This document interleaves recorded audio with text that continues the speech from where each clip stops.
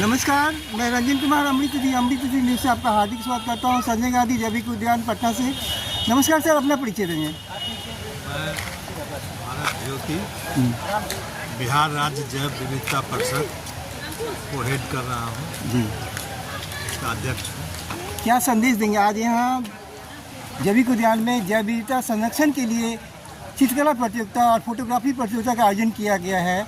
इसके लिए सबसे पहले तो आपको बधाई कि ये कार्यक्रम बच्चों को जागृत करने के लिए, जैव विविधता संरक्षण के लिए आप आगे बढ़े हैं। क्या संदेश देंगे सर? जैव विविधता को हम सभी समझते जरूर हैं जी जी, और इसको परिभाषित करने के लिए बहुत ही तरीके हैं, बहुत वैज्ञानिक बातें हैं, लेकिन परिभाषा से ज़्यादा ज़रूरी है इसको समझना और इसके महत्व को समझना। आज के समय में जो पर्यावरणीय समस्याएं या इकोलॉजिकल समस्याएं हैं, उन सब के समाधान में और प्राकृतिक और सहज समाधान में जैव विविधता की बहुत बड़ी भूमिका है। और विकास की प्रक्रिया में जैव विविधता का ह्रास हुआ है, हम सभी जानते हैं, लेकिन आज आवश्यकता है संतुलन बनाने की।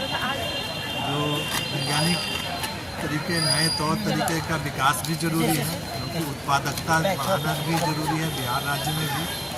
साथ ही हाँ, इस प्रक्रिया को चलाते हुए हम कैसे अपने जैव विविधता को बचाएं भविष्य के जनरेशन के लिए, साथ में पारिस्थितिकी संतुलन के लिए, पर्यावरण संरक्षण के लिए।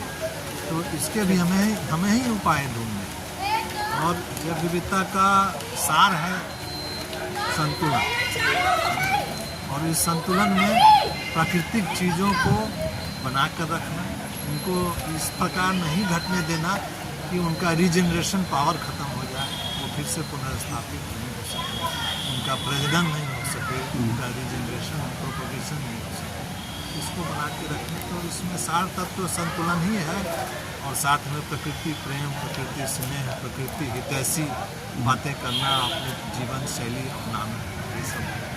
यह जो चित्रकला है, ये प्रतियोगिता है, इसमें बच्चे अपने भाव व्यक्त करते हैं और उसको जैव विविधता से हम लोग जोड़ते हैं।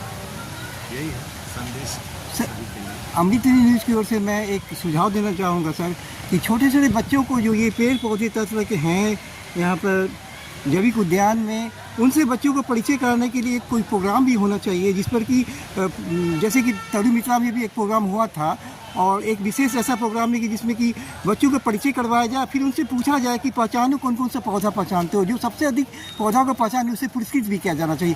तो ये अवेयरनेस बहुत जरूरी है, क्योंकि मैं भी एक कोचिंग में था तो इस तरह का परिचय बच्चों के लिए करता था।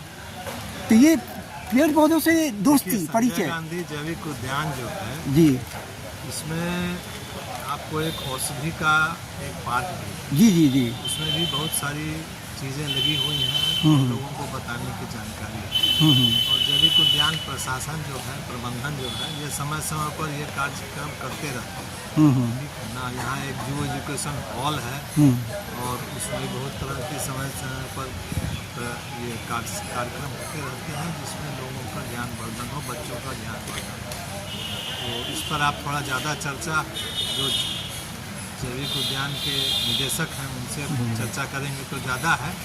जैव विविधता परिषद का उद्देश्य केवल जंगल के अलावे वनस्पति, कृषि, पशुपालन, इन सब क्षेत्रों में भी जो देसी या स्थानीय विविधता है उसको भी बरकरार रहने पर ध्यान देना है। और बिहार में तो आप जानते हैं 80% ज़मीन, 80% के क्षेत्र कृषि क्षेत्र है, जहाँ बहुत पशुपालन, मत्स्य पालन, ये सारी चीज़ें होती हैं। तो हमारा काम, हमारा उद्देश्य इन सभी क्षेत्रों में समग्र रूप से जैव विविधता का संरक्षण। और आपकी जो उपलब्धियाँ हैं उसके लिए भी आपको हार्दिक बधाइयाँ। शुक्रिया जी, धन्यवाद। मैं रंजन कुमार, अमृत जी न्यूज़ पटना बिहार। जय हिंद, जय भारत, वंदे मातरम।